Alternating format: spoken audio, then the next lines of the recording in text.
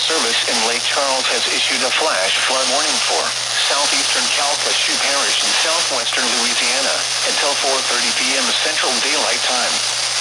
At 2:36 p.m. Central Daylight Time, Doppler radar indicated thunderstorms producing heavy rain across the warned area. Between 1 and 2 inches of rain have fallen. The expected rainfall rate is 1 to 3 inches in 1 hour. Additional rainfall amounts of 1 to 3 inches are possible in the warned area. Flash flooding is ongoing or expected to begin shortly. Hazard: flash flooding caused by thunderstorms. Source: radar.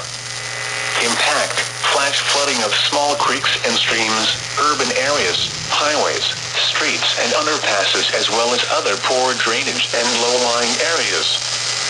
Some locations that will experience flash flooding include Lake Charles, Sulphur, Westlake, Iowa, Lake Charles Regional Airport, Moss Bluff, Carlisle, Homewood, Lebu Settlement, and Hackberry.